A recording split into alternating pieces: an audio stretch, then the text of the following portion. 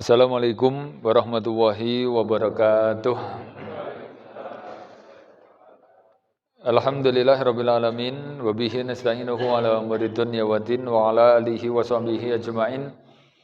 Amma ba'du faqala tabarakallahu ta'ala wa wassaynal insana biwalidayhi ihsana hammalathu ummuhu kurha wa wada'athu kurha wa hamluhu wa fisaluhu salasuna syahra hatta idza balagha arba'ina sanatan qala rabbi auzi'ni an ashkura ni'mataka allati an'amta 'alayya wa 'ala walidayya wa an a'mala shalihan tardahu wa aslih li fi dzurriyyati inni tubtu ilaika wa innani minal muslimin. Wa qala Rasulullah sallallahu alaihi wasallam idza balagha arba'ina sanatan idza balagha arba'ina min umrihi fala yaghlibu hasanatu 'ala sayyi'atihi wal yatabawwa maqadahu minan nar. Amma ba'du sikum bitaqwallah faqad fazal muttaqun. Jamaah, bapak-bapak, ibu-ibu yang dimuliakan Allah, kita bersyukur di pagi hari ini Allah pertemukan kita di majelis ilmu di masjid yang kita cintai ini. Nabi menjelaskan ada 4 balasan bagi orang yang mau hadir di masjid dalam rangka untuk thalabul ilmi.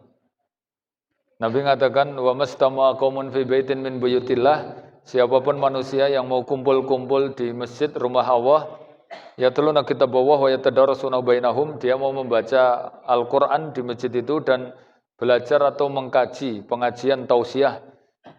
Apa jaminannya? Yang pertama, ila nazzalat alaihimus sakinah, Allah akan turunkan rasa ketentraman dalam hati mereka. Yang kedua, ghasyatumur rahmah, Allah akan berikan rahmat kasih sayangnya, sehingga kita akan dicintai banyak orang. Karena Allah itu kalau senang sama seorang hamba, caranya atau tandanya dia akan diterima di penduduk bumi, dia akan disenangi penduduk bumi. Kenapa? Karena ketika Allah senang sama hamba, Allah nyuruh kepada Jibril untuk mencintai hamba itu. Kemudian Jibril menyuruh kepada penduduk langit dan bumi untuk mencintai hamba tadi. Dalam hadis Nabi mengatakan, innallaha idza ahabbal mar'u amarana Jibril wa qala ya Jibril ahabbani al-fulan fa ahabbahu. Allah ketika senang sama hamba kemudian memanggil Jibril, kemudian mengatakan, wahai Jibril, saya senang dengan si fulan, maka cintailah dia. Maka Jibril kemudian mencintai dia. Setelah itu Jibril mengumpulkan penduduk langit dan bumi kemudian mengatakan, ahabba fulan, Allah itu mencintai fulan dan saya mencintainya karena Allah menyuruh saya untuk mencintainya, maka cintailah dia. Akhirnya dia nanti dicintai penduduk langit dan bumi. Maka salah satu muhasabah kita, kalau kita ini kok kisruh dengan semua orang, penduduk aja meneh kok sak bumi, sak komplek kita aja, sak RT apa, sak kampung kita aja enggak pada suka dengan kita, ini berarti salah satu tanda kita ini dibenci oleh Allah Ta'ala. Karena kalau hubungan kita baik dengan Allah, Allah bikin hubungan kita sesama manusia menjadi baik. Ada prinsip hidup yang disampaikan oleh Ibnul Qayyim, man aslaha ma bainahu wa bainallah, aslahawah ma bainahu wa bainan nas. Siapa yang bagus hubungannya dengan Allah, maka Allah perbagus hubungan dia dengan seluruh manusia. Nah, kemudian balasan yang ketiga, orang yang mau hadir di majelis taklim, dia akan didoakan oleh para malaikat. Tadi dalam hadis Nabi mengatakan wa khafathumul malaikah. Malaikat akan hadir dan mendoakan mereka sehingga mereka menjadi golongan manusia yang beruntung karena mendapatkan keberkahan doa dari para malaikat. Nah, yang keempat, mereka akan disebut oleh Allah Ta'ala di majelisnya Allah di surga. Artinya dengan hadir di majelis taklim ini salah satu cara ataupun salah satu peluang kita untuk memudahkan diri kita masuk surga. Maka dalam hadis kan Nabi mengatakan siapa yang mau menempuh jalan dalam rangka thalabul ilmi sahalallahu bihi thariqan ilal jannah, maka dia akan dimudahkan nanti untuk masuk surga. Dan itu merupakan setinggi-tinggi nikmat, kemudian karunia yang paling besar, kemudian kebahagiaan yang tertinggi. Makanya dalam ayat siapa yang masuk surga, ya, dia selamat dari neraka, faman zuhziha 'anil nar wa udkhilal jannah faqad faza, maka dia betul-betul beruntung dengan keberuntungan yang paling tinggi.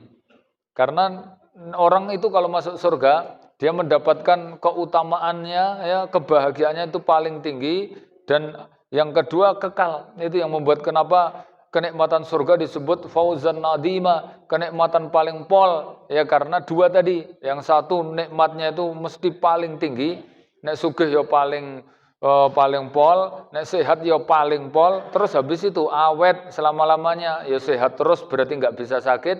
Kalau di dunia kan sehat sebentar, habis itu sakit. Kemudian sehatnya pun orang mungkin sampai pol. Kemudian kalau sugih ya sugihnya pun nggak sampai pol, itu pun juga sugih sementara. Nanti baru kui cekel KPK apa di penjara karena sugih dari korupsi misalnya, nggak akan bisa awet itu. Hidup pun juga sebentar, nanti habis itu mesti mati. Tapi kalau di akhirat, wis hidupnya paling bahagia, tambah lagi paling pol, itu ya.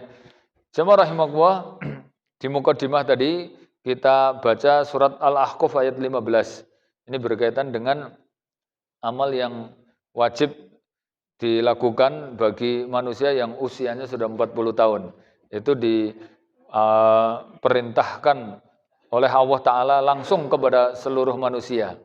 Ini penting untuk kita yang hadir. Kita rata-rata ya di atas 40 tahun masalahnya. Ada kewajiban yang kadang-kadang orang itu lupa untuk mengerjakan, gitu ya. Kenapa angka 40? Yaitu Allah yang menyebutkan ketika umur 40 tahun itu masalahnya banyak wadifah, banyak tugas dan banyak kewajiban. Itu istilahnya wis puncak-puncaknya umur, puncak-puncaknya amal. Kita kaji ayatnya, a'udzubillahi minasyaitonirrajim, wa wassaynal insana biwalidayhi ihsana. Allah wasiatkan, aku wasiatkan kepada seluruh manusia bil walidayhi ihsana, untuk khusus kepada orang tuanya harus berbuat baik. Ini kalau dalam istilah bahasa Arab namanya maf'ul muqaddam, objek yang didahulukan. Apa fungsinya? Fungsinya untuk taksis wa ta'kid, untuk pengkhususan dan penekanan. Kan kalau susunan bahasa Indonesia itu kan subjek, predikat, objek gitu ya. Saya pergi ke sekolah, tapi ini objek sekolah didahulukan. Sama kita berbuat baik kepada orang tua, tapi ini kepada orang tua objek didahulukan, harus berbuat baik. Itu fungsinya apa? Untuk penekanan, betul-betul nek kepada orang tua harus berbuat baik. Kemudian juga pengkhususan, sama kayak misalnya di surat Al-Fatihah kita membaca ayat iyyaka na'budu wa iyyaka nasta'in. Itu kan harusnya kalau susunan bahasa Indonesia yang baik itu kan urutannya ya kita beribadah kepada Allah atau kepadamu. Tapi ini kepadamu didahulukan. Apa fungsinya? Litakid, untuk penguatan dan pengkhususan. Betul-betul kalau ibadah hanya kepada Allah, nggak boleh beribadah kepada selainnya. Sama wa iyyaka nasta'in, hanya kepadamu minta tolong, berarti dikhususkan kalau minta tolong hanya kepada Allah, nggak boleh minta tolong kepada yang lain. Kalau yang mampu cuma Allah Ta'ala, gitu maksudnya. Maka di sini itu ada wasiat. Wasiat itu perintah yang levelnya lebih tinggi, wasiat khusus. Ya perintah yang sangat ditekankan dan khusus, namanya wasiat. Coba misalnya kita ngomong, belikan permen, itu cuma perintah. Tapi kalau wasiat, saya wasiatkan, itu berarti perkara yang sangat urgen, penting dan nggak boleh ditinggal. Nah ini kalimatnya bukan aku perintahkan, tapi aku wasiatkan untuk kepada orang tua harus berbuat baik. Kenapa? Nah, ini ayat ini kemudian dijelaskan hammalathu ummuhu kurha. Karena ibu kita sudah mengandung dalam keadaan susah payah. Antum bayangkan ibu kita, artinya Allah menggambarkan suruh mikir bahwa orang tua ini betul-betul mengandung dalam keadaan susah payah.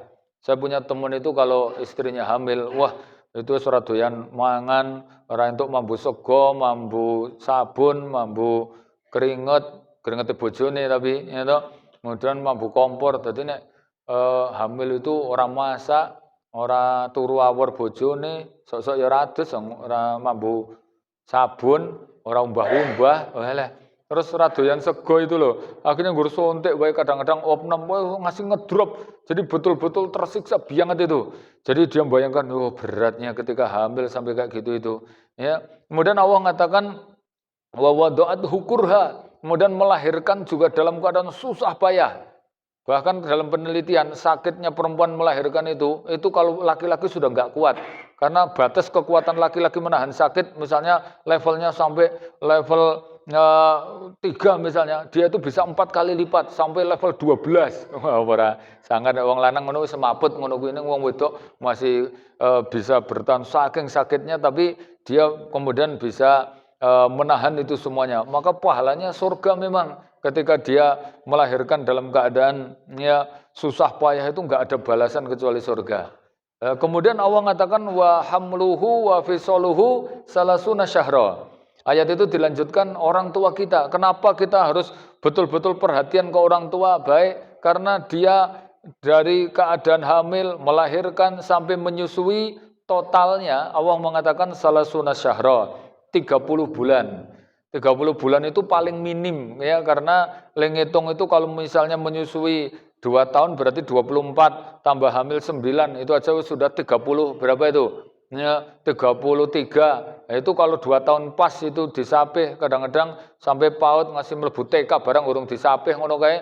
Berarti umurnya sampai repotnya orang tua itu angkanya enggak cuma 30 bulan. 30 bulan itu paling sedikit.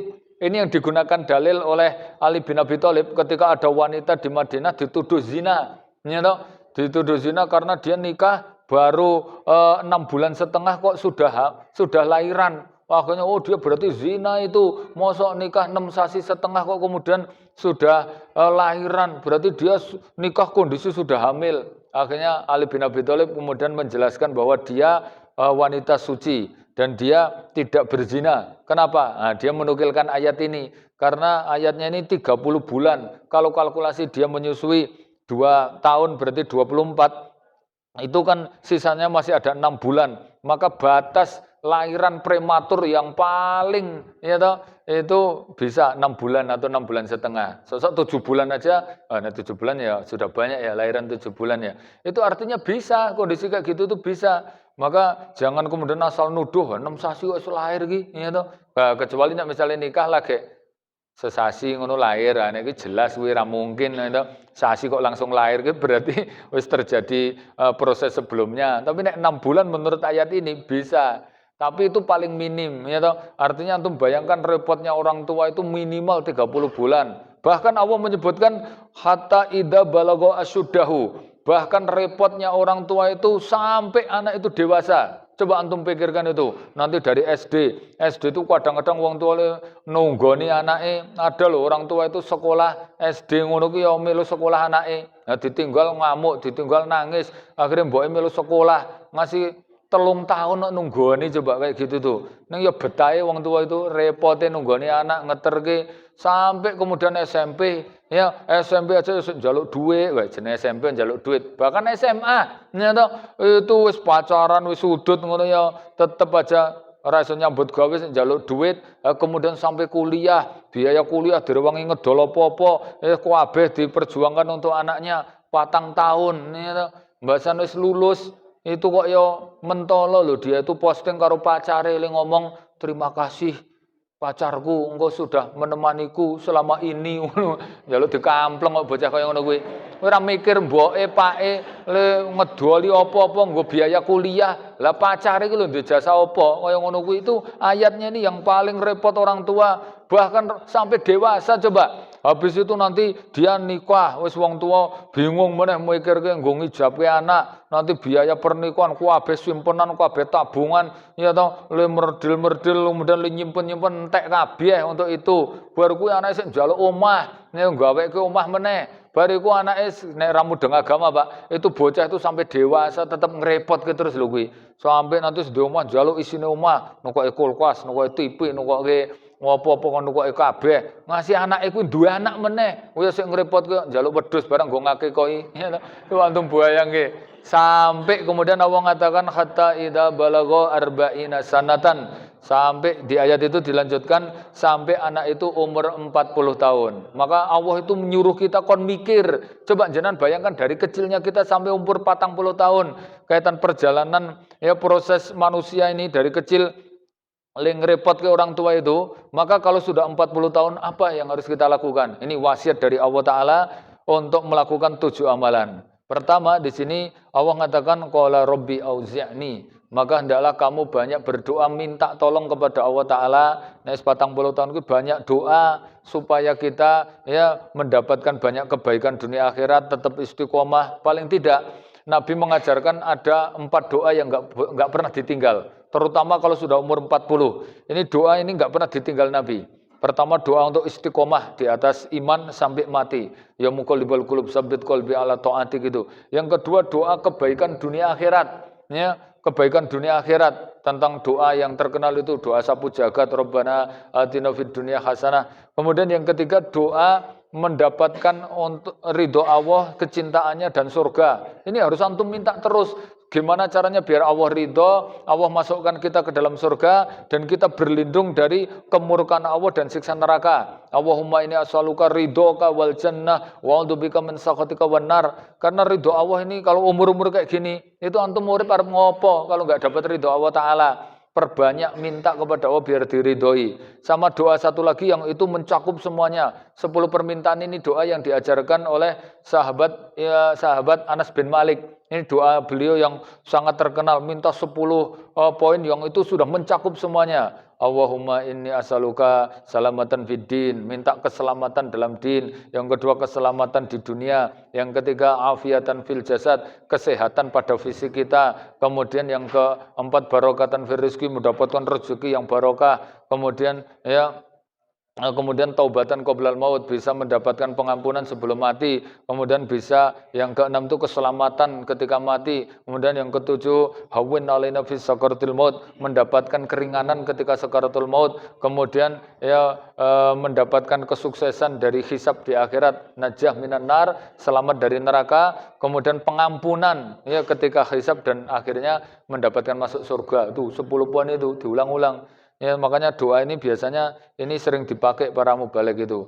Dan Nabi menyuruh kita membaca doanya tidak hanya di masjid dan tidak hanya ba'da sholat. Pokoknya nih 40 tahun kuwi kon ngukeh-ngukeh ke doa. Nek sak apal-apale ngono kuwi karo nyopir, karo motoran, karo macul, karo apa timbane ngalamun. Misalnya jenengan pit-pitan ning Solo, ngepit ngono kan nek dhewe kan mesti bingung to arep ngomong. Apa arep nyanyi ngono kuwi karo ngepit, ya timbane nyanyi mbok baca doa itu karo dihayati betul. Ya Allah saya minta ridhomu, minta surga. Karena doa ini sesuatu yang digaransi oleh Allah Ta'ala mesti dikabulkan. Ini perintah Allah dan itu intinya ibadah loh Pak. Nabi mengatakan doa mukhul ibadah. Doa itu intinya ibadah dan itu digaransi mesti dikabulkan. Maka perbanyak doa. Tuh yang pertama nggih nek umur 40. Kenapa harus banyak doa? Dan kenapa angkanya 40 itu ditekankan? Ini sebelumnya kita kaji ini, saya perlu sampaikan dulu. Nek wis 40 itu kata Ibnu Abbas ini puncak-puncaknya umur. Kaya jenengan nek ndaki Gunung Lawu wis teko Harga Dumilah kuwi. Nah itu Harga Dumilah kuwi berarti wis mentok ora bakal mudhun meneh. Ora bakal munggah meneh. Makanya nek antum wis 40 tahun nek tuku klambi apa ndandake klambi ki rasa ndadak ngunduri gede, wis ora bakal tambah gede. Nyata kuwi wis jelas wis mentok itu. Kita tinggal turun. Nek jenengan ganteng-ganteng wis paling pol, nek sugih-sugih wis paling pol. Kuwi karek mudun. Nyata kalau umur kita Nabi gambarkan itu berkisaran sitin ila sab'in sana, berkisaran 60 atau 70 tahun, berarti nek umur 40 itu sudah 2/3 umur kita. Coba, nek umur kita 60 rata-rata ya kata Nabi, 40 kan berarti sudah 2/3. Nabi gambarkan kehidupan manusia mislul yaum seperti perjalanan satu hari. Maka kalau umur 40 itu mendekati asar. Kalau umur 50 berarti jam 4 seperapat. Nek umur swidak kuwi leh wis jam 5 punjul selawe menit. Masalahe maghrib iki jam 5 punjul 36. Ya toh, berarti gur karek nunggu deng. Maghrib yang nunggu mati artinya lah umur 60 kok kokean petengsing. Maka amalan yang kita lakukan ini ya ini diingat-ingat Pak, 7 amalan ini itu umur-umur ya yang menentukan. Makanya Ibnu Katsir mengatakan tidaklah Nabi diutus kecuali umurnya sudah 40 karena itu kematangan berpikir. Makanya kalau umur segitu itu kayak di persimpangan, antum kudu nentokke ini jalan kita ke surga apa ke neraka. Apa 30 tahun kok urung mudeng ki arep ngopo, urip arep ngopo, iki dalane iki mlebu swarga apa neraka. Aduh, itu ya bahaya. Maka ini ya perintah langsung dari Allah Taala umur 40. Neng jenengan jembatan, aku wis punjul, aku 50. Nek 50 berarti mah luweh ditekankan lagi. Wong 40 aja sudah diperintahkan apa meneh luweh tua gitu maksudnya. Nah, nomor satu tadi apa? Banyak doa, banyak memohon terus kepada Allah Ta'ala. Pokoknya diukeh-ukeh ke doa. Wis aja ndang mulai bar salat ngono kuwi diperbanyak, diperpanjang waktu-waktu kita di masjid. Terus yang kedua apa? Di sini disebutkan wa an syukur nikmatakal lati an'amta alayya. Hendaklah memperbanyak bersyukur atas nikmat yang Allah berikan. Nek 40 ki wis kecukupan masalah Pak jenengan ki rata-rata. Jenengan cek nek 40 tahun lak mangke wis duwe omah, duwe bojo, duwe anak, wis duwe putu. Aku 45 duwe putu, ya toh. Biasane ya toh wis kecukupan kabeh, karir wis duwe pegawai wis diangkat apa, wis duwe apa-apa. Coba jenengan cek rata-rata. Itu nggur karek ngokeh-ngokeh ki bersyukur supaya hati kita cukup masalahnya. Nek wis 40 tahun kok ambisi terus, pengen ngejar dunia terus, apa yang ada yang sudah kita dapat ora disyukuri, kuwi ora bakal cukup, malah tambah kurang. Engko saya tua malah saya rekoso. Masa umur 50 pengen nggur buka cabang wae. Padahal nek disyukuri cabang wis pirang-pirang, wis duwe mobil, duwe omah, ngono enek omah modal anyar pengen ngrehab meneh, gawe meneh, enek mobil modal anyar pengen tuku meneh. Nek 40 punjul pone wis 50, wis mobil wis apik ngono mbok disyukuri, omah wis gedhe ngono mbok disyukuri. Enek lho 50 ngono kuwi tibake ngrigik rondo wae ya toh. Mbok wis bojone kuwi disyukuri ya toh. Ya kecuali dia memang duitnya oke, ilmunya cukup kemudian pengen apa berbuat kebaikan dengan mendistribusikan harta gitu ora apa-apa. Tapi nek enggak bersyukur kayak gitu, itu dia semakin tersiksa, Pak. Nabi mengatakan mengkana itu dunia baru hamil. Siapa yang pikirannya itu cuma ngejar dunia terus, ya toh, maka dibikin kurang, tambah kurang. Makanya syukur itu bikin cukup. Nanti kalau kita sudah cukup, maka jadi orang kaya. Laisal ghina ghinaul amwal. Orang kaya itu bukan duitnya oke, tapi si hati ini jadi cukup, disyukuri, jadi cukup. Nikmat, ini kata Ibnu Abbas, an-nikmah ya, semua nikmat itu kalau belum disyukuri lam yakum minan nikmah, itu belum jadi nikmat. An-nikmah mausulah ila syukur, karena nikmat itu hubungannya sangat erat dengan syukur. Wasyukur mausulah ilal mazid, dan syukur hubungannya sangat erat dengan tambah nikmat. Artinya Allah akan tambahkan terus, jadi tambah cukup nek disyukuri. Nah nek ora, alah kula tuh ngerti dhewe, umur iki wis 55. Itu ngerti apa ngono kuwi langsung ditargetke. Soale kontrak piro, tuku, kontrak. Jadi entuk duit akeh, mau tuku lemah meneh, ngontrak meneh, kemudian garap meneh, buka cabang wae. Iku akhirnya umur 50 ki kudune penak ngibadah, ngokehke kelompok keluarga, iso melu pengajian kuwi uripe liyane nggur ninjo kono, buka rono, anu kono, ngresmikan kono. Wah, bingung mulek wae. Garap padahal misalnya ya, kita misalnya duwe villa wis 3, ya toh, wis karek tenguk-tenguke penghasilan wis kok pekerjaan duwe gaji, tambah meneh villa 3 ki payu terus sesasi ki paling ora ping 20 kok kuwi. 20 ki nek ping 3 villa siji ki 4 juta, kan 3 ki paling ora 5 juta lho 3 kuwi. Ha 3 ki nek 5 juta terus ping 20 coba jenengan bayangkan. 5 ping 20 ben sasi ki tenguk-tenguk tok 200 juta. Wis rasa aneh-aneh karek disyukuri, wis sugih mblegedung kowe. Tapi pikirannya kan buka meneh, gawe meneh. Jadi duit 200 juta, buka meneh. Ngasih saiki utangnya ya sik oke. Oh, nek aku sik dadi wong e karek tenguk-tenguk uripe nggur ngojang ngaji, dolan-dolan jajan mugleng-mugleng ngono tok wis entuk penghasilan kaya income pasif to kuwi jenenge. Ya ngono karek disyukuri. Ya nek urip segitu tuh karek menikmati hasil ngono lho, ora nggur golek hasil wae. Nah, ini maka yang kedua banyak bersyukur. Nah, yang ketiga apa? Wa ala walidayya. Ini perintah Allah nek wis 40 betul-betul suruh untuk berbuat baik ke orang tua. Karena orang tua kita berarti kondisinya sudah jompo, sudah sangat butuh dengan bantuan kita. Karena gini, Pak. Tadi disebutkan urutan orang tua begitu susahnya mereka. Nah, mosok ngasih 40 kok terus antum ki tetep ora iso apik karo wong tua. Iki ungsume untuk betul-betul maksudnya kalau sudah umur segitu tuh masa berbakti tinggal sebentar. Karena orang tua kita berarti waktu-waktu mereka wis mepet. Lah kalau kita aja umur 40 berarti orang tua kan 65 punjul. Nah, nek antum 50 berarti orang tua umur piro kuwi? Itu nek jenengan anak pertama. Nah, coba kayak gitu kok tetep aja wong tua butuh kita nggak bisa. Kemudian kita tetep ya posisinya di tempat yang jauh, akhirnya rata iso ketemu orang tua, akhirnya barokah hidup dicabut. Kata Imam Syafi'i, antum nek pengen hidup itu barokah, ya tempat tinggal kampung antum barokah, pokoknya antum duwe omah kok omai barokah, itu syaratnya ada 4. Pertama, rumahnya itu tidak jauh dari orang tua. Jadi wong tua butuh ngono ki ora nganggo dadak tuku tiket apa dadak numpak kapal kampul-kampul ngono lho. Jadi langsung mbake, "Le aku kangen." Langsung, "Enggak ya, Mbak, anu 10 menit ya." Ngono, paling ora ki 10 menit langsung jurantal teko ngono. Nek ora 10 menit ya sak jam. Nek paling rada suwe meneh kok, "Ya engko bar asar, Mbok." Ngono misale dhuwur teko asar ngono tok wae waktu salat. Nah itu barokah itu. Nek sik Mbok iki golek tiket sik, iki perjalanan 2 dina. Mboke nang ruang ICU kok terus dadak golek tiket kaya ngono kuwi ketoke ra nyandak nang ngono kuwi ya toh. Itu ya maka masa berbakti tinggal sebentar. Barokah itu tadi apa? Tidak jauh dari orang tua. Yang kedua, rumahnya tidak jauh dari masjid. Kemudian yang ketiga tidak jauh dari taklimul Quran. Sama yang keempat tidak jauh dari orang-orang soleh. Nah, ini penting ini. Antum mbok apartemen omahe magrong-magrong apik to. Ning masjid adoh, ya to. Ora enek pengajian, terus adoh ke wong tua, terus apa penake hidup kayak gitu itu. Mbok omahe desa elek to, tapi wah cedhek masjid, barokah, masjide apik. Omah elek ning masjide apik kan turu masjid no penak, ya to. Masjide wah jos banget to. Anggarane 2 miliar tok masjide, padahal omahe iki 100.000 dadi, tapi kan sreg nang masjidnya. Ya kemudian orang tua ya deket tuh bahagia Pak gitu itu. Itu ya intinya suruh untuk betul-betul ditekankan. Ya kita berbakti orang nunggu 40. Memang perintah kita berbakti ini nek 40. Ini ada penekanan khusus. Jangan sampai kok kemudian kita itu kokean alasan segitu itu. Pokoknya wis pokoke dipenke, ya kudu dilonggarke, nyata dilenglengke. Itu perintahnya.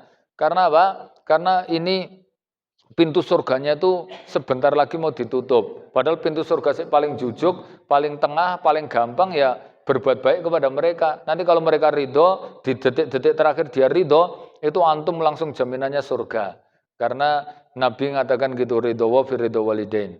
Dan barokahnya yang luar biasa. Makanya kalau sampai kita kok di akhir-akhir kayak gitu, bikin orang tua itu ngasih dongkol, wah yakin itu barokah hidup hilang. Nabi mengatakan, man aqwa walidai, siapa yang bikin dongkol hati orang tua, qasurat umruhu, itu hadisnya dipendekkan umurnya. Wa farraqa amruhu, dibikin berantakan urusannya jadi terlunta-lunta. Pokoknya uripe belangsatan. Wa wahabala waladun yaqibu, nanti dilalen duwe anak ya enggak ada sih gemati anak itu surane sik turut ngono kuwi. Kenapa? Ya karena dia itu jengkel ke orang tua.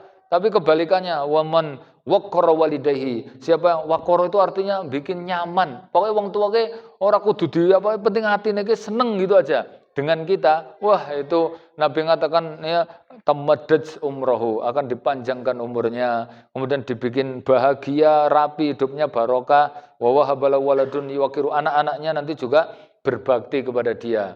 Karena ini statusnya utang. Nabi itu menjelaskan gini, Pak. Enggak ada amal ibadah yang hitungannya utang kecuali 2. Satu zina, ya, maksudnya apa namanya kok dosa yang statusnya utang kecuali 2 ini. Satu zina, yang satu durhaka kepada orang tua. Itu. Dosa yang statusnya utang itu 2 itu. Misalnya ada orang berbuat dosa kok sampai zina ke orang lain, ya, terus dia enggak tobat, maka nanti utang itu akan dibayar. Dilaleng kok anaknya genten dizinai orang. Kayak gitu terus, Pak. Kalau kita enggak tobat dengan tobatan nasuha, itu kaitan dengan dosa zina itu nanti akan utang. Misalnya kita pernah mendolimi seseorang, ya toh, kita berbuat dosa, kita nggak mau minta maaf, terutama dosa kaitan zina. Engkau genten Allah menghukum anak kita, genti dizinai orang. Engkau genten apa namanya anak orang itu dizinai lagi, terus begitu utang itu. Hukum karma kuwi ya. Sama yang kedua durhaka ke orang tua. Antum ora iso apik wong tua, langsung nanti anak kita ya ora iso apik. Misalnya antum itu ya ora gelem gemati karo bapake apa mertua, misalnya antum ora iso apik karo mertua. Nanti genten antum duwe anak mantu ya ora iso apik karo antum kuwi. Makanya ini hukum balasan itu begitu. Makanya ada hadis Nabi mengatakan birrul walidain dinun wa dainun. Berbakti kepada orang tua itu karena din dan karena dain. Din itu karena agama, dain utang. Kalau kita berbuat baik pada orang tua karena din, berarti karena agama, itu berarti bayarannya surga.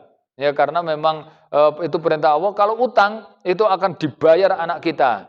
Kalau kita berbuat baik maka utang baik, maka kebaikan antum akan dibayar kebaikan anak kita. Tapi nek kita itu jahat ke orang tua, maka utang, status jahatnya antum itu utang akan dibayar dengan kejahatan anak kita itu. Walaupun kecil loh, misalnya antum males nyambangi orang tua, oh genten, ya balasannya sebanding dengan itu. Anak-anak ya males nyambangi jenengan kuwi. Jenengan ra gelem ngamplopi wong tua, ya engko genten basan tua, anak-anak do ra gelem ngamplopi. Jenengan gur mijiti wong tua ora gelem, alah sok ben anak-anak ya ora gelem mijiti. Lian gur mijiti HP wae ngono kuwi. Engko genten anake kuwi nek dikon, "Le, wa aku pijiti." Gah, lagi sibuk mijiti HP iki. Dikon kok ngeyel, jenengan dhewe liane duduli HP, ngono ya padha balasan itu sebanding dengan perbuatan. Makanya ini yang ketiga, Pak. Pokoknya suruh ya kalau sudah 40 tahun itu mengkhususkan, mengalokasikan untuk betul-betul berbuat baik ke orang tua kita. Dan jangan bayangke awet ciliknya kita loh, mereka repotnya kayak gitu. Terus istilahnya kapan iso bales kayak gitu itu. Padahal misalnya antum bales pun ya ora iso jane, tapi bayarannya surga. Cuman antum berbuat baik ke mereka bukan karena balas jasa, tapi karena perintah. Tapi hitung-hitung balesnya itu loh, nggak akan bisa sudah. Aku yang kok malah belas orang. Pernah ada sahabat itu, Pak.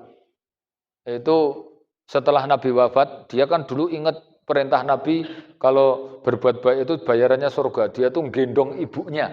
Ya, ketika haji itu dari Madinah ya sampai ke Mekah 400 kilo gendong. Kemudian di Mekah ditawafkan sa'i macam-macam, terus pulang lagi sampai syarat rukun haji selesai. Bahkan haji itu berarti nang Musdalifah, nang Mina, nang Diti dirampung ke kabeh karo gendong terus. Habis itu dia ketika pulang laporan sama Umar bin Khattab ini. Ini ada versi lain yang langsung ke Nabi, tapi ini cerita sahabat yang Nabi sudah wafat ini. Dia ngomong kepada Umar, "Ya Umar, hal jazaituha," kata dia. "Apakah saya sudah bisa balas jasa orang tua? Saya tak tepakke, ndek ben wong tua gendong iki tak gendong. Dulu saya didulang, sekarang orang tua tak dulang. Dulu saya kecil diceboki orang tua, sekarang orang tua juga tak ceboki. Hal jazaituha," kata dia. "Apakah saya sudah bisa balas jasa orang tua?" Apa kata Umar? "La syai," kata beliau, "tidak." Ya, enggak bisa. Karena apa? Dia sudah mengeluarkan kamu enggak bisa mengeluarkan orang tua. Dia coba menyusui kamu enggak bisa menyusui orang tua. Nah itu. Nek Nabi menambahi malah. Ini ada hadis, ini kan tadi perkataan Umar. Nek Nabi menjelaskan malah lebih sensitif lagi. Apa kata Nabi? "Huma tahdumuka turidu hayataka wa anta tahdumuha turidu mautaha." Ora bakal iso lagi kon niat ngene ra iso kok. Karena apa? Orang tua itu nek ngopeni anak, itu niatnya itu doyo-doyo ben kowe urip. Tapi nek anak ngopeni wong tua ki pikirane ki ya diopeni ki nek wis tuwek ki ya ngloro neh, ya ngono ki ya tetep bae dilongkas kan ya wis wayahe. Dibrokoi sisan nek urip ya ndang urip, nek mati ya ndang mati, ngono kuwi coba. Itu dari niat aja, antum nggak usah bantah. Ini karena Nabi yang mengatakan orang tua itu pikirannya, nek ngopeni anak, iku pikirannya ke piye ben anak iku iso urip, bahkan nek perlu ngorbankan nyawa demi anaknya. Tapi nek anak orang mungkin ngono kuwi. Ndek motor mudal ya nggo ngobatke mbokmu ngono mesti emane ngono. Nek iso aja kuwi, si mbok kuwi duwe simpenan kok benike iki didol sik wae ngono mesti. Maneman motore dianuke. Mesti ngono. Dadi beda memang lagi kon niate beda. Gitu ya. Iki udah wong kene lho iki, wong sing duwe benik ki wong rada adoh, dhuwuran kono masalahe. Wong kene do ora pati duwe benik emas kok. Kemudian yang keempat, ini ayatnya ya, kalau sudah umur 40 tadi banyak doa. Yang kedua banyak mensyukuri nikmat. Yang ketiga ini banyak berbuat baik ke orang tua. Nah, yang keempat wa an a'mala sholiha. Kalau sudah umur segitu kon ngokeh amal soleh. Karena ya kenapa harus banyak amal soleh? Karena ini kan kita sudah mendekati tujuan. Nek kaya antum nyepur toko tujuannya Jakarta, wis toko Bekasi. Nah, Bekasi kan kudune kon nyiap-nyiapke yang kita butuhkan nanti untuk di tujuan. Nek dulu sebelum 40 tahun, Pak, itu jenengan niatnya nglumpukke sangu nggo donya supaya kita hidupnya penak, direwangi rekoso nyambut gawe ben iso duwe omah, duwe mobil, duwe bojo, duwe apa-apa dadi pejabat, target wis dipenuhi kabeh. Itu nek saurunge 40 ngono ora apa-apa ngono kuwi. Ning nek wis 40 jenengan wis duwe apa-apa, itu sekarang targetnya bukan kok untuk dunia yang kita kejar padahal itu harus ditinggal, tapi akhirat yang mau kita tuju. Masalahnya nek 40 kuwi iku dunyane wis cukup, kuwi arep ditinggal gitu loh. Nah, akhirat itu mau kita tuju, nah, kita siapkan bekal. Berarti nek antum duwe cita-cita, misalnya pengen jadi presiden, pengen jadi pejabat, pengen jadi tuan tanah, pengen duwe omah pirang-pirang, ngono ki nek urung 40 ngono ki ora apa-apa. Ning nek 40 cita-cita ki serasa muluk-muluk, pengen nambah omah, nambah apa, kon ngokeh ki amal soleh untuk golek sangu ning akhirat. Apa kurang ngono apa piye lek golek donya? Nek dulu kita ki entek waktunya nggur mikirkan kerja golek dunia terus, ya toh, maka sekarang nek wis 40 itu kita pol-pol ke golek sangu nggo akhirat. Istilahnya ngejar ketertinggalan. Ya toh, wong dulu saurunge 40 ki nyambut gawe ngasih wah pol-polan saurunge subuh toko maghrib, kadang-kadang toko isya. Saya kemarin pas ke rumah bule itu di Bekasi itu, Pak. Ya toh, itu mosok berangkat nyambut gawe kok sholat subuh sudah mangkat lho kuwi. Karena dulu dia kerja di Jakarta, iku nek golek kontrakan ning Jakarta mahal-mahal. Akhirnya kabeh dong gawe omah kaya modele KPR kuwi ning Bekasi. Wah, akhirnya dia kerjanya tetap ning Jakarta ning omahe Bekasi. Ya toh, coba antum bayangkan, ning Bekasi ada yang kerja di Priok, ana sing kerja ning Pluit, ana sing ning Kota Bumi. Kota Bumi cedek Tangerang ngono kae, Pak. Itu nglewati 30 lampu merah, enek sing nglewati 35 lampu merah. Jadi nek mangkat subuh kuwi teko kono jam 8 kurang seperempat kuwi coba. Itu mangkate subuh kok Bekasi sampai Pluit itu jam 8 kurang. Itu kayak gitu bendino nanti masuk kantor misalnya jam 8, pulang jam 4. Ya toh, itu sampai rumah ya meh isak. Nek gitu. Kok yang ngono kok terus coba. Ya toh kapan iso ngaji, kapan iso ketemu keluarga, teko ngomah anak wis kesel, kita juga wis tele-tele. Nanti turu sebentar saurunge subuh wis persiapan, mangkat meneh. Ya teko ngomah bengi meneh, mangkat saurunge subuh. Ya teko ngomah bengi meneh. Ngono ki terus lho kaya ngono kuwi. Terus kapan amal soleh? Coba kapan iso kelompok keluarga? Lah kaya ngono ki mendingan nek wis 40, resign ngono wae. Sekarang neng omah ya toh kerja sik enteng-enteng, nek iso kerjane rapati rekoso, penting duwite akeh. Nek iso nyambut gawe ke itik-itik ngono wae. Nyambut gawe kok le ngentekke wektu kaya ngono kuwi. Lah. Makanya untuk yang keempat ini kon ngokeh amal soleh ya toh, perbanyak ke masjid, perbanyak ibadah, perbanyak ngaji. Itu nek iso umur-umur kayak gitu tuh orang mikirke sik arep ditinggal, tapi mikirke sik arep dinggoni. Kata Ali bin Abi Thalib, ya dunia ini sebentar lagi mau kita tinggal. Wal takhalitil akhirah mukbilatan. Akhirat sebentar lagi mau kita tuju. Ya toh, wa takunu abnail akhirah, maka jadilah kamu orang sing mikirke sangu nggo akhirat. Wala takunu abnaid dunia. Jangan mikirkan dunia yang jelas mau ditinggal. Saya itu nek ngerti ya. Ada wong sugih banget. Umurnya sudah 65 iki. Duit akeh tenan gitu. Mungkin nek dia di bagor ngono ya rong bagor setengah ngono ya enak ya. Sohake ngoke. Tapi uripe ki ora tau iso penak. Jam 2 tangi wis masak. Kuwi usahane teko sore ngono ki ora leren. Ya to. Masak kuwi nek urung jam 10 bengi urung tutup. Kuwi teko ngono jam 2 masak meneh. Wis tuwa tapi ngono kuwi terus. Ya to. Ngono entuk duit akeh, Pak. Piknik ra iso apa ora iso karena bendino terikat dengan jadwal rutinitas sik nggare stres kaya ngono kuwi. Ya to. Ngono entuk duit tuku lemah. Untuk duit tuku lemah meneh. Akhirnya sertifikat pirang-pirang tuku lemah terus. Ya toh. Dadi kapan iso lereni kaya ngono kuwi? Engko nek ujug-ujug tek mati. Iki berarti sertifikat semono kan ditinggal kabeh to kuwi. Alah, nek iso wis leren. Ya toh. Sertifikat wis pirang-pirang, ya toh duwite sokeh biat mobil wis pirang-pirang kuwi karek disyukuri, terus ngokeh-ngokeh ke ibadah, nek perlu kuwi pasrahke anak-anake, ngono rampung lho kuwi. Karek mikirke akhirat. Lah coba numpuk-numpuk itu padha wae wong bodoh to kuwi. Numpuk-numpuk kayak gitu tok. Nek mati sik menikmati lho wong liya engko. Masyaallah. Aja meneh kok ngasih duwite bagoran. Wong saya entuk arisan nggur piro kae. 15 juta ngono kae. Iku aja kepikiran iki nek ora dimanfaatke engko arep nggo nyate eman, arep nggo ijol enmek eman apa wae eman. Lah engko ngerti-ngerti mati. Iki duit semene engko sapa iki sik menikmati iki dinikmati sik. Padahal nggur semono, apa nek duwite akeh. Ya toh, bahkan ada semono ki, ya toh, kita para sahabat itu gitu Pak dulu programnya. Mereka kerja nek duitnya cukup berhenti, karek menikmati. Engko nek kira-kira wis menipis, kerja meneh. Engko nek duitnya cukup, sudah istirahat lagi. Aku iki duitnya sokeh kerja lagi. Kerja ke orang nggo menikmati tapi nggo numpuk-numpuk itu tok lho. Padahal duitnya sokeh banget nggo pengen nambah terus. Nah, kapan lerene coba? Itu Pak, banyak amal soleh.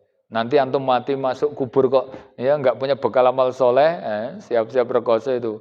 Lah yang kelima, wa aslih li fi dzurriyyati.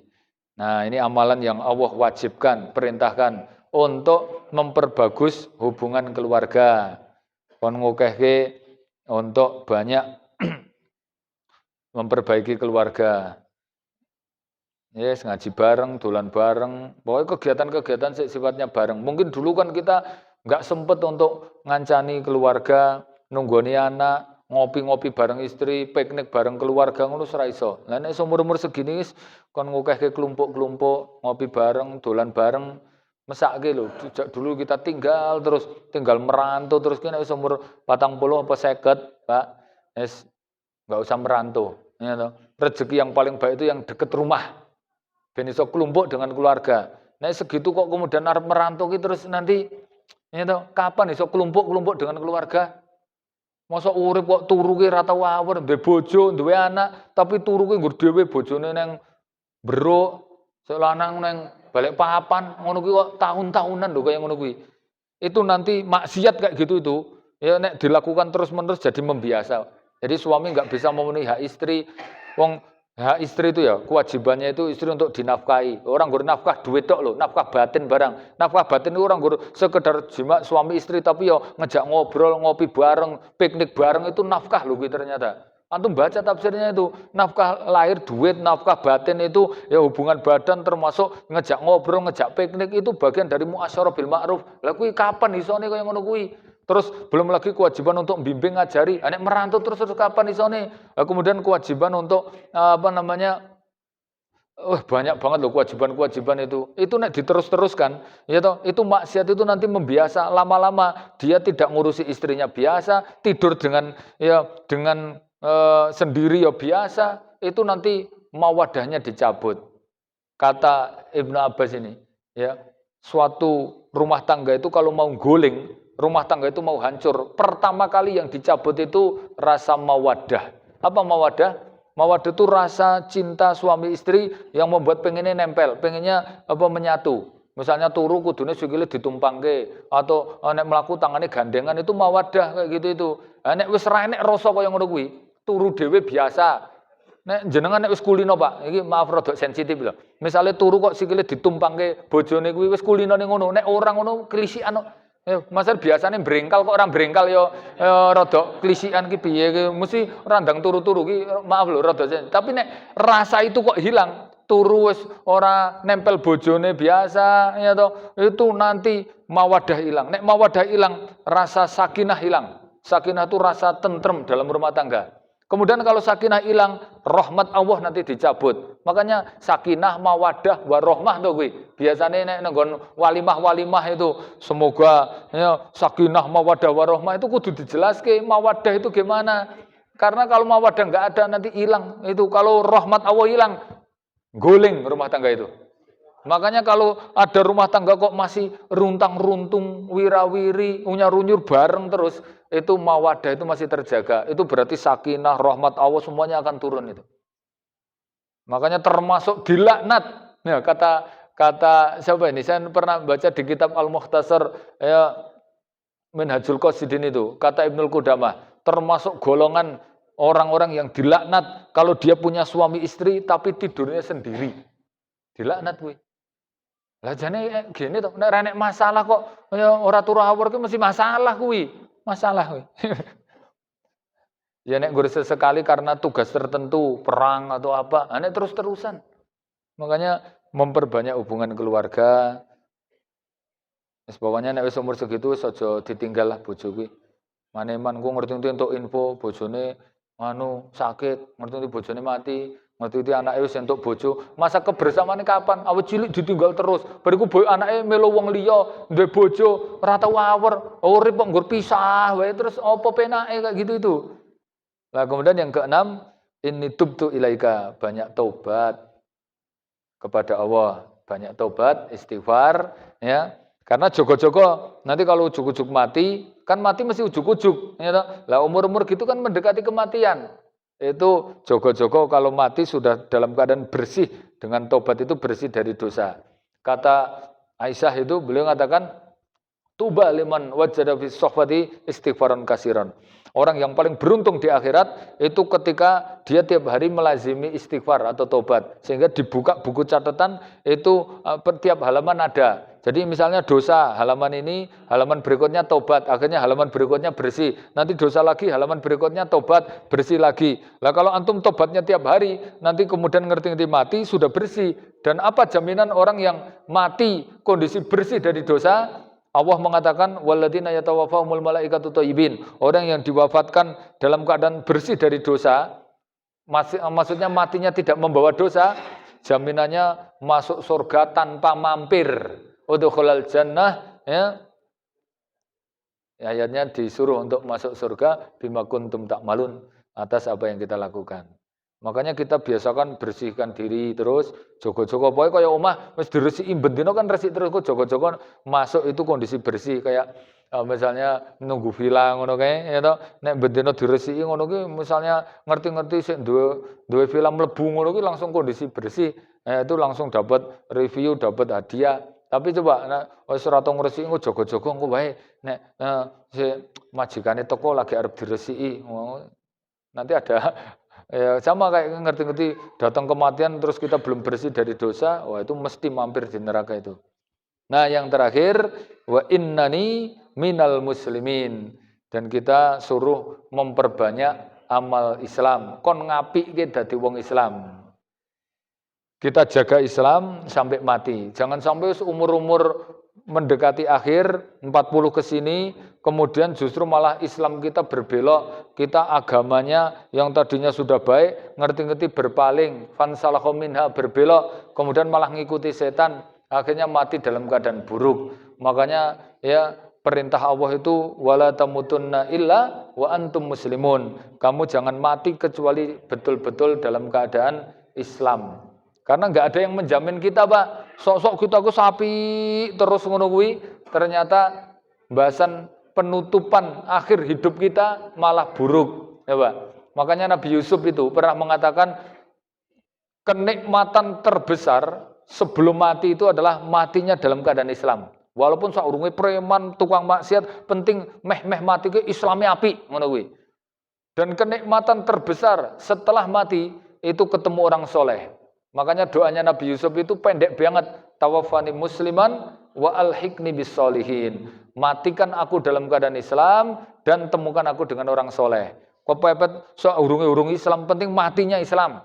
Karena itu jauh lebih baik timbangane wong itu Islam, bahasan mati malah non Islam, jelas neraka itu. Walaupun ya dia Islam 70 tahun, amalnya begitu baik, bahasan sehari kurang sehari dia mati kemudian kafir, maka walaupun kafirnya cuma sehari, Pak, dia nanti masuk nerakanya selama-lamanya.